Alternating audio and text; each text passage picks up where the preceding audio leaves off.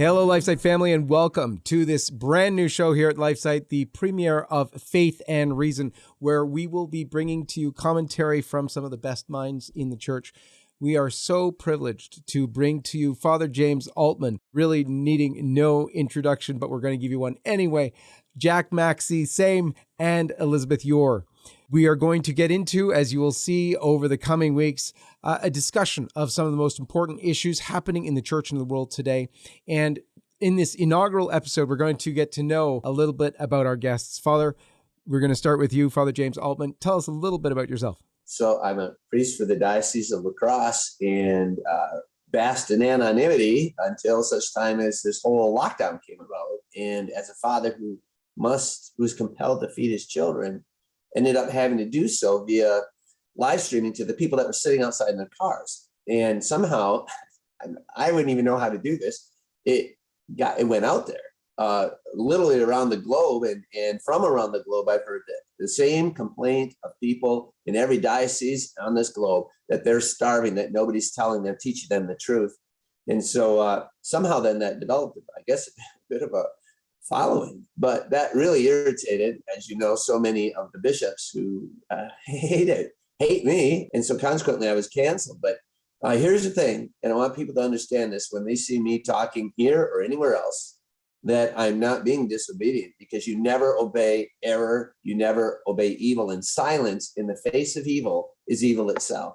So no order compelling any priest, including myself, to stay silent in the face of evil is an order that must be obeyed. As a matter of fact, it is our God's duty to disobey that order and teach you and feed you. And I will never not feed my children. On that, you can be assured. Awesome, Father. Thank you. Yeah, it was so good for my family to meet you, as it were, during the lockdowns. And it's been a joy for us ever since. I remember the kids, we found out at some points were saying, oh, we can do Mass faster if we put it at 1.5 times speed. I was like,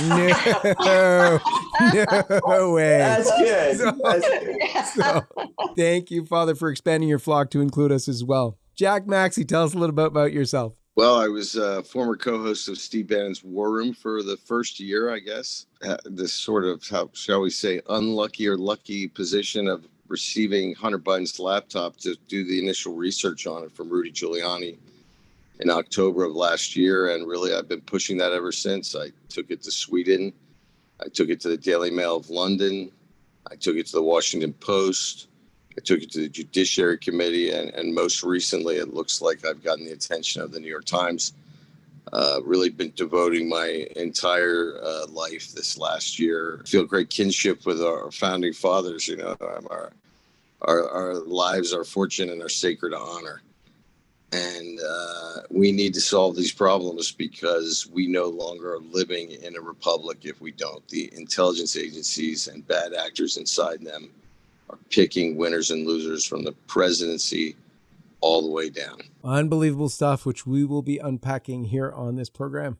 Elizabeth Yore. Honored to be with these esteemed gentlemen. I'm a cradle Catholic, child protection attorney, hailing from the People's Republic of Illinois, and educated in Catholic schools all my life, including law school, and began to really shift off from practicing child protection law, human trafficking, missing kids.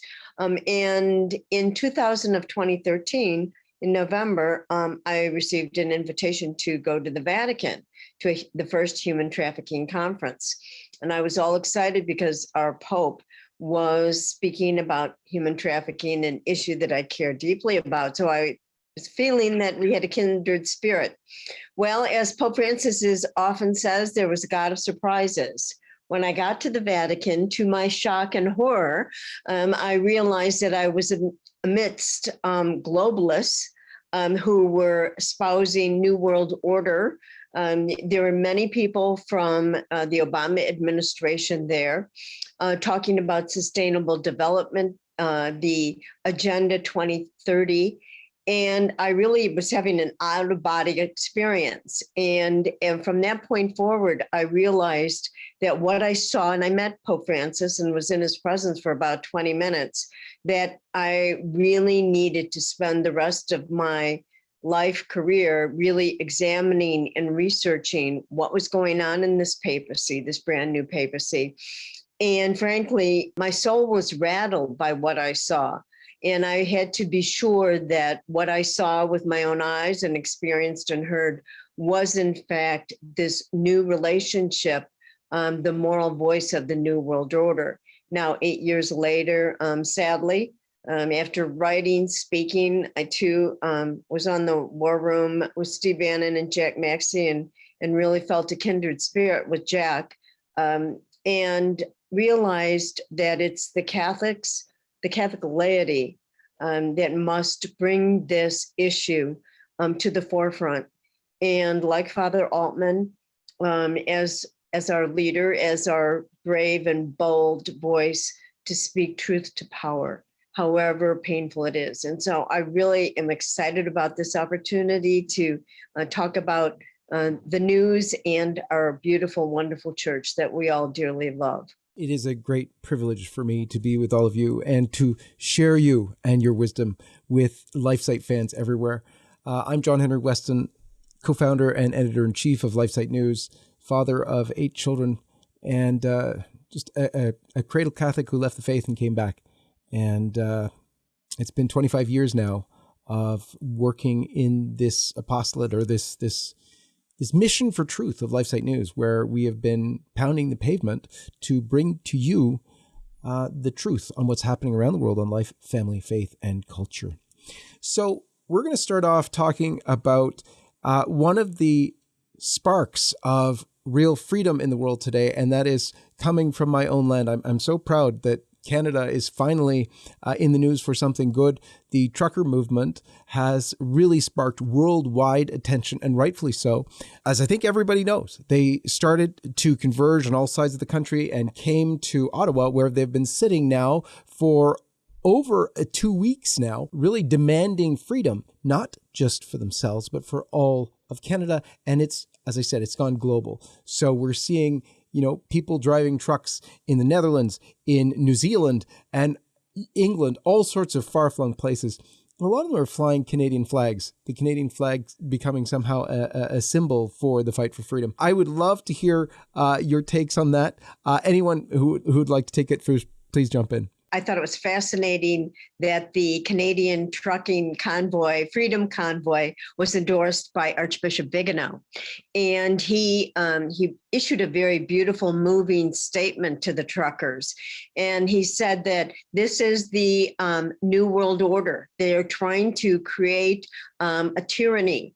And it's so interesting, isn't it, that the seemingly humble, on the lowest level of the economic ladder, you would argue, are the truckers, and yet the work they do is absolutely essential, that they're showing the world, like a humble, little girl, Saint Bernadette, from Lourdes, showing the world what it takes to stand up to tyranny. We are witnessing incredible times. And John, it's, Catholics, non-Catholics, many people go to LifeSite News and have for the last 8-10 years to really get their news. And so your leadership in the Canadian truck convoy and the honest reporting has been really quite moving, and I think has really fostered the fact that this is spread throughout the world so quickly. So thank you for that.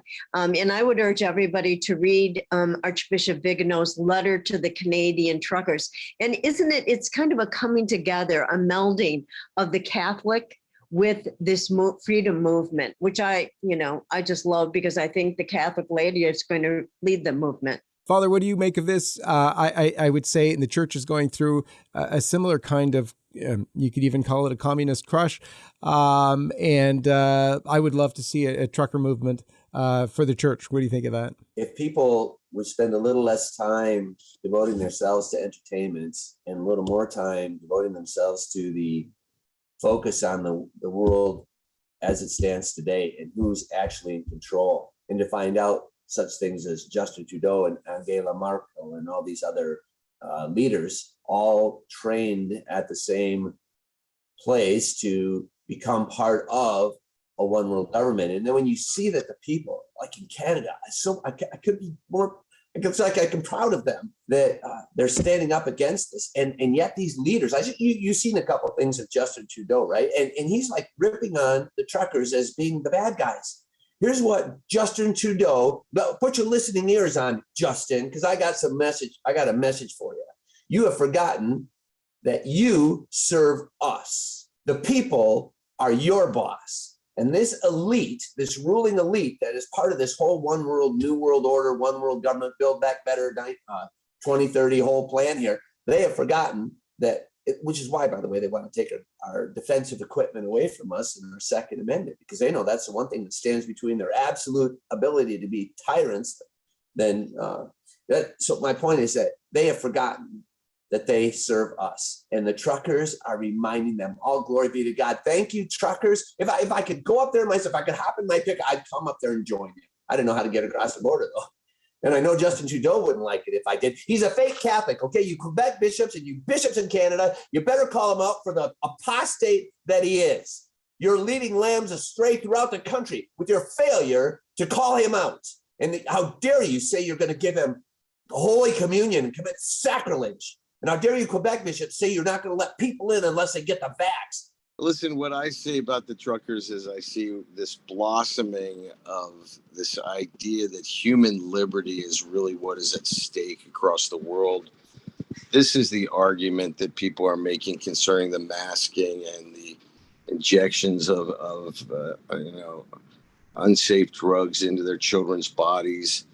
People are beginning to realize that their own personal sense of self, their souls, if you will, are at risk, because as we go into this world that the elites are trying to create, where artificial intelligence understands every fear, every love, every want, they scan your Facebook, they understand your buying habits, they see every text and every communication. This is truly a fight to save the world, and I will tell you, the truckers are not alone. There are tremendous brave people in Western intelligence who are working to try and save us from this behemoth, which really at the end of the day is the Communist Chinese. And as we talk sadly about the failures of our beloved church, the betrayal of 150 million Chinese Catholics by Francis has to stand as one of the great sins of all time. And also when we talk about these things, it's so much. I'm a very simple Catholic. I didn't get all the training that many others did, and I am always a believer in the idea that be not afraid. And when you see these people come together, you saw women carrying gas cans. No one can stop us. No power on earth can stop the human spirit unleashed. We need to take back custody of our own human agency, and by extension, as Catholics, our souls. And we're watching it happen. How beautiful can that be? I would love to hear your take, Jack, on the greater move toward a sort of one world government. I know what, people might freak out if they hear that, but that's really what is going on in a very real way. We've all heard, the New World Order plan in terms of the Great Reset. Klaus Schwab has admitted openly that Trudeau and Macron and Jacinda were all part of his sort of training program, if you will. He boasts about that very openly. And none of them contested. It's all known. So that's pretty plain that it's out there and that it's a sort of one world government agenda. But you've got a very interesting perspective, Jack, in that you've been privy to insider info like just about no one else with the Biden laptop. Give us, if you will, this sort of 50,000 foot view on or a snapshot into how this plays into sort of a global seeking for elite power over everyone. Hunter is not the number one member of the cadre. He's not the biggest thief. Hunter is a symptom of basically a cancer that is spread all across the world, where the elites in banking, industry, many of the people retired from intelligence service and the Department of State and elsewhere have been bought out by the Chinese communists. It's very nice to be a former U.S. ambassador and then get to sit on like a harvest fund and make $1 million a year. I mean, this is happening right before our very eyes. Hunter has a $1.5 billion private equity deal with Bank of China. That means he has it with Chairman Xi. Goldman Sachs never got that. These people are corrupting people across the world, and they're not necessarily even cognizant of their corruption, right? Human arrogance likes to think that, wow, of course people are knocking on my door to give me $1 million contract when I have no experience. The Bidens were classically arrogant in this fashion. It's corrupting the entire planet. I mean, the Chinese are now, for example, selling off the shelf human surveillance systems. They've sold one already to Zimbabwe. So every single street corner in Bulawayo and in Harare, they're doing facial recognition, all license plate trafficking. And the beautiful thing is the administrator is in Beijing, right? They're selling this to the third world. And they're buying off the corrupt officials in the third world. And I would say one thing as Catholics that we really should think about as we look at the geopolitics of the future. Imagine what a paradise North and South America would be if we had spent $20 trillion there instead of on the sands of Arabia. I believe that these people all share our same basic fundamentals of faith, and none of our enemies can swim here. So we, I think, had best start taking care of our own backyard and start elevating the purpose of our faith, which is to save souls. I mean, that's the thing that scares me so much about Francis. So we have our work cut out for us, but there's so much possibility before us if we just keep the faith. Now, Liz, you've had sort of a closer view than most of the inside workings of the Vatican. How do you explain this kind of dalliance with China? Same time, we're watching the persecution unfold. We're watching bishops be taken away and disappeared, as they say.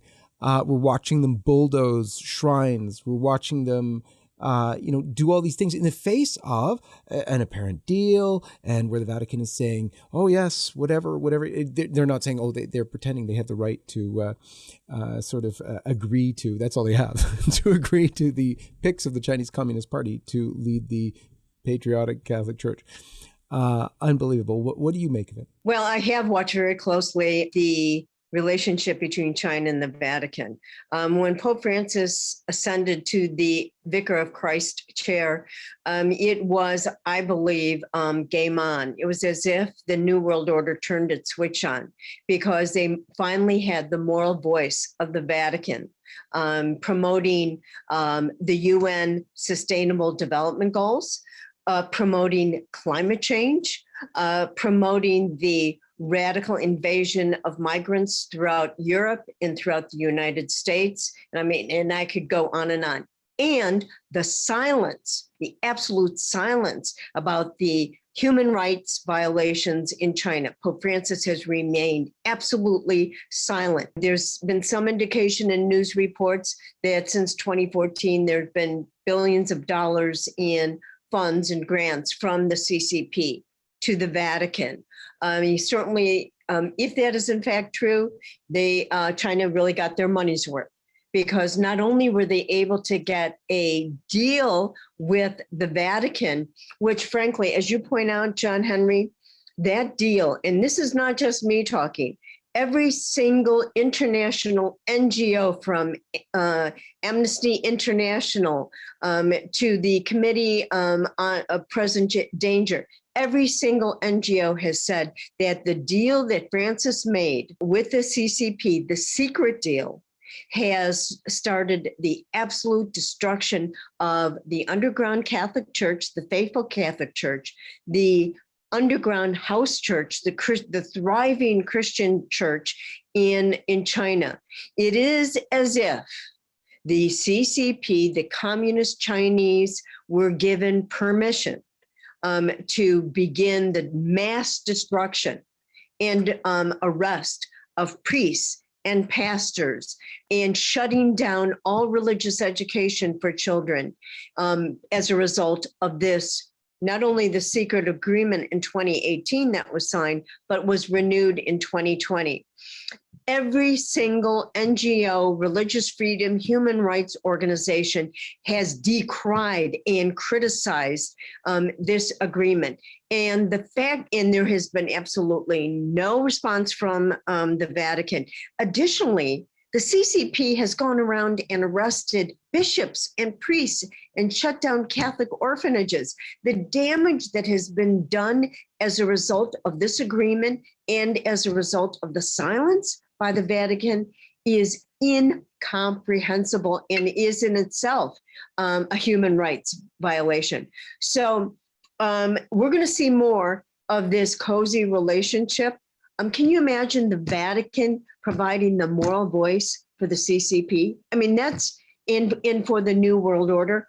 But that's what they got when Francis ascended to the chair of Peter. Ordinary Catholics around the world, they're seeing this, they're finding it hard to believe. So many of them have been stripped from Mass. There's still today people who are unable to attend Mass. Some, as sad as it is to hear, are barred from Mass because they have no vaccine.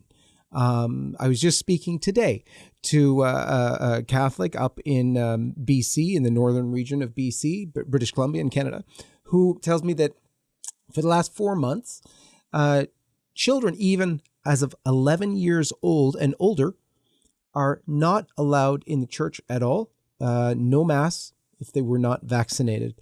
There's a fellow who wouldn't mask, and therefore they wouldn't baptize his child. That's what we're dealing with. At the same time, all of this geopolitical insanity, how are Catholics, the regular Catholics, supposed to deal with it? Father, what are we to do? I said it many times over the past 2 years. Find the Father who loves you. And there were few. Now, we can't be surprised by the fact that there were few, and there were many who did not. Because if you love your child, John Henry, you have 8, he said, how would you not feed every single one? Would you not sacrifice yourself to feed them? Of course you would. We talk about Bergoglio and what he has done. But the thing is, it's not just him. It is the entire Catholic Church hierarchy. And nobody gets a free pass, because even the good ones have to stand up and speak out, because silence is complicity. Silence in the face of evil is evil, as I said. So here you have the bishops in, I think I talked about it earlier, in Quebec, and now they're doing the same thing out in BC and everywhere in between. But bishops around the world are not speaking up and speaking out against Bergoglio. And for instance, here's one example. We talked about China. One of the high-ranking cardinals in the Vatican said, China, I can't believe this, but it's true. China represents Catholic social teaching, social justice teaching. Are you kidding me? Did Bergoglio come out and say, I'm going to fire this guy because he's clearly speaking error, damnable error? No, of course not. Bergoglio gets his next level down to say something so that it isn't pinned directly on him, so that he can waltz around the world in his white cassock like as if he's some sort of good guy. He's not good. He's as evil as they come, and he has wrought evil globally, and he's appointed bishops and cardinals that will support him in his agenda, which is consistent with the Chinese. So what are the normal people supposed to do? Find the priest that fed you during the last 2 years and then go to him. And as I've said it many times, write on one piece of paper in big red letters, 4 words, not one more penny.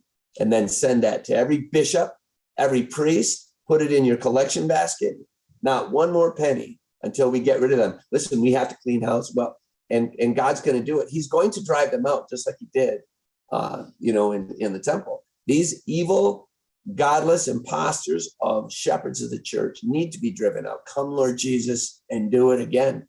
The trouble is, what do you do in the meantime? Find the priest that fed you, and then just go to him. And that's all we can do. There will be deprivation, but how much more deprived can the people be than they've been deprived over the past 2 years? Do you have time for one more quick story? I was out in Las Vegas to go to a rodeo. I get to go one day a year if I'm lucky. And you're in all the casinos, because that's what they do out there. And nowhere in the restaurants, nowhere was anybody wearing a mask. I, as a Catholic priest, went to a church out there in Las Vegas, and that damnable bishop made everybody put a sign up. You cannot come in without a mask. So I can go into any public place in Vegas, but I can't go into a church. God damn that bishop's order. And he himself is damned for failing to take care of his flock. That filthy bishop needs listen, if you're really a Catholic out there, put that not one more penny and demand his mitre on a platter. Because until you do, and Archbishop Fulton said that 70 years ago, he said, it's up to you people. I mean, we can talk till the cows come home, but people, you can't just stand there and let them get away with this murder of your faith. You have to stand up. We can't do it all. We are in that situation where the laity need to speak. In some ways, the priests can't because they're hampered, and they stand the chance of being canceled, as were you, in a way, officially canceled by the bishop. But yet, it's given you a humongous platform, and that's understood. But to remove you from your flock, I know is very painful for you, and a lot of them are trying to avoid that. So it is on the part of the laity to take action where they can, how they can. And first and foremost, I think it is true. It's still by prayer and sacrifice. We still have to pray for, as Bishop Schneider told me already years ago, and then came out publicly to say so himself this past year, that we need to pray for the conversion of Pope Francis. And it's always been my contention that we have to pray for him like we would for the conversion of Saul, because Saul persecuted the church and was knocked off his horse. And really that's what we need. We need Pope Francis to be knocked off his horse and stop persecuting the church. And God willing, it would be so wonderful to have him become like an Apostle Paul after having persecuted the church, to turn that great energy, that chutzpah that he has like nobody else seems to, in the right direction, and see some real movement there for the church. Jack, you've lived the Catholic life. You said you're a convert. You've been confronted with Francis this last many years now. What's your takeaway from Francis, and what do you do to survive as a Catholic? Number one, I say the rosary all day long like a mantra. My mother's with me all the time. Where you see where Francis, you knew that he was a failed man, was in two things. Remember, well, actually three. Remember his little revelation that he stole the rosary from his confessor's dead hands, and then he wears it around his neck and as a little token of his penance. Well, there were two things for me in the last several years that stuck out beyond what he did to China. When he told the bishops of Ireland that they were not to get involved in the vote concerning abortion, that was a betrayal of the most innocent amongst us. Number two, when in March of 2020, he told the Catholic priests of Italy that they did not have to feel any obligation to provide last rites to people dying of COVID-19. I have to imagine, and Father, listening to you, you're inspiring me. If anyone can see my face while you're talking, I've got a huge grin on it. And I do get a bit emotional about this stuff, but I can't imagine that there could be any purpose greater than being a priest and finding yourself in the middle of a pandemic and being able to provide comfort for people. We have this faith now, this church that is so full of fear, it proves to me that it has no faith. Because I say it all the time, if we believe the promise made on that cross, what are we afraid of? Supich in Chicago, perhaps the most powerful cardinal in the United States, forbade his priests to baptize, anoint the dying, to hear confession. He forbade it all during this pandemic. And what I said from day one is that even if it was the Black Plague itself, it was Ebola itself, all the more reason to keep every single one of our church doors open, because we have one job to do, and one job only, and that's your salvation of your soul. And if I'm not willing to risk my own temporal being for the salvation of your soul, then I better hang up the collar right here, right now, which means that every single bishop who closes access to the sacraments of grace, turn in your mitres now. You better do it now, because it's going to be the millstone that drags your soul to the bottom of hell. People say, oh, I don't like your manner and tone. Hey, it's an eternal soul. We often hear Jesus said, or people say, well, Jesus would have come if it was just you. If it was just your soul and you alone, Jesus would have died on the cross and went through the whole passion, etc. Right? Imagine how he feels then about every bishop that denied a single soul access to those sacraments that put him in a state of grace. There is no explanation on the face of this planet good enough. There is no excuse for any single bishop whatsoever to deny people access. That is their job. And if you can't get out. Quit pretending you're Catholic, because you're not. I look back and I've been to some of the Latin masses, and I find it very moving because I love the process of it. And one of the things that I see as as a historian who became a Catholic, I think we built a Tower of Babel inside our own church by just getting rid of the Latin Mass. And then when the priest turned his back upon the cross and the preparation of the host, it's almost like a Saturday Night Live gag. We know this doesn't end well. The proof is in the pudding. Before all this nonsense took place after Vatican II, 100% of Catholics went to church, 100% of Catholics believed in the real presence. It's now down to 20%. At what percentage, I've said this many times, are the bishops going to say, hey, this little experiment we tried after Vatican II, which, by the way, Vatican II and not one single document ever authorized. They bastardized the whole plan afterward. They did it on purpose. They put ambiguity in the document to allow them to exploit it. And I didn't know what I didn't know, but then I was red-pilled, as the saying goes. When you understand the truth of the sacred liturgy, which represents what God himself commanded us in Exodus 25-31. When you see that we're there for 1 hour a week to worship him, it's not all about us. It's not about fellowship. It's to worship. And how does God want us to worship? Go read Exodus 25-31. It's clear. And Jesus went right along with that whole established way to worship God. There is evil in the Novus Ordo. And this is why, do you understand? This is why Bergoglio and his boys are so against the traditional Latin Mass. Why? First of all, it uses Latin. Well, Vatican II said you're supposed to use Latin, right? And they know that this is where the real faithful people are. The young families, where they are. I mean, you go out and drive past a church and you see 10 massive 12-person vans out there. You know, hey, the Latin Mass is going on inside.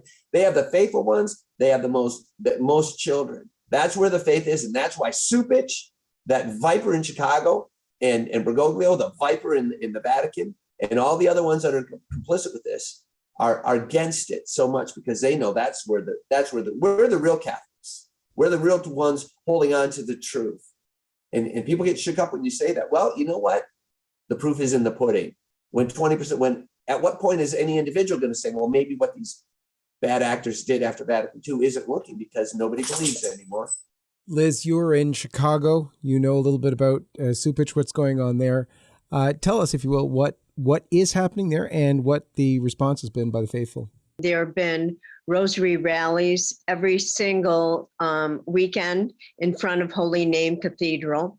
As a kid growing up in the city, I was weaned on machine politics, machine Catholic politics, and you would look out over the landscape of Chicago, and all you would see are steeples from Catholic churches. You know, many times on a corner in a street in Chicago, in a small neighborhood, there would be a German Catholic church on one corner, an Italian Catholic church on one corner, a Polish and an Irish on the four corners. I mean, that is the city of Catholicism that I grew up in. It's true in Boston and Philadelphia, all the big Catholic cities. And the Latin Mass is growing, thriving, young, vigorous. They had to cancel this. They had to cancel the good holy priests that loved the Latin Mass and that promoted the truth in the church. This is the battle for the Catholic laity. We have to keep the Latin Mass alive. It's going to be a battle. It's going to be ugly. We're going to have to be very creative as to how we're going to keep the Latin Mass alive, because see, this is what's going on. You know, the reason that Pope Francis, who was placed there to get rid of the Latin Mass. The reason it's now being destroyed and squelched is because what is going to take place is the New World Order Mass, the Abrahamic Initiative, the three churches that are being in the process of being built in Abu Dhabi. This is the new liturgy of the New World Order. But the new liturgy of the New World Order, a combination, a melding of fraternity and humanism of all the great faiths, could not happen as long as the great Mass of the Ages existed. We have been told by exorcists that the devil hates Latin. And, over the last 50, 60 years of Vatican II, Latin has been squelched, being taught in the schools, in the seminaries, on the altar being prayed. We need this renewal of Latin if we're going to restore the sacred and the beauty of the faith. It's much like Gregorian chant in the beauty of the singing in the Latin. And so this is the battle cry, and Our Lady and Jesus are watching. What are we going to do to save the Latin Mass? What are we going to do to demand from our clerics, our episcopacy, to restore the Latin Mass? Look, 20% of the people before COVID, Catholics went to Mass. Now it's down to even 12%. So after COVID, they have not returned. And that's why I'm sure we're seeing 123 parishes built by those immigrants that I was talking about are being closed by July of 2022. And this is Chicago alone.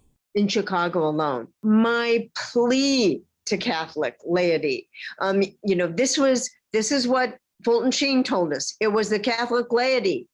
He said this back in the 60s. The Catholic laity is going to save the church.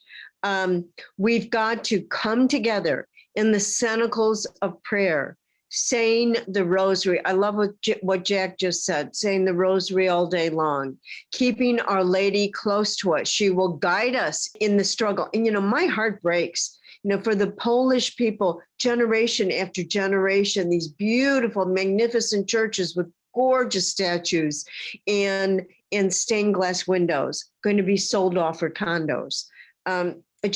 It breaks my heart. So we've got to come together. We've got to figure out, and Our Lady will guide us. But we got to dig our heels in. It's not going to be pretty. It's going to require a battle. Maybe it's guerrilla warfare. But we are the church militant, aren't we? And it's time to restore the church to beauty, holy, and sacredness, and restore the Eucharist as the source and summit of our faith. And once we do that, everything will fall into place. But until we do that, we're seeing what's happening. What does Francis say? Hagen Leo, make a mess. Well, that's what we're seeing, right? A total mass chaos. So that's my message. And, and quite frankly, I think the canceled priests, the many Catholic canceled priests around the country and around the world are going to lead us back on the right path. Amen. Liz, I thank you, and Father and Jack. I think that was a great intro. It whets everyone's appetite. It shows them what this show is going to be all about. We're going to be discussing faith and reason, the church and politics in the world. And as Bishop Schneider told me a few years ago, prepare your children for martyrdom. I totally agree, Liz, that we are going to need to be ready to fight for our faith, fight for our children's faith. And in order to do that, we need to pick up our weapon, the Most Holy Rosary, to cling to those traditional truths that we know lead us to Christ alone. May God bless all of you, and thank you again. God bless you. Thank you, Jen. God bless you too.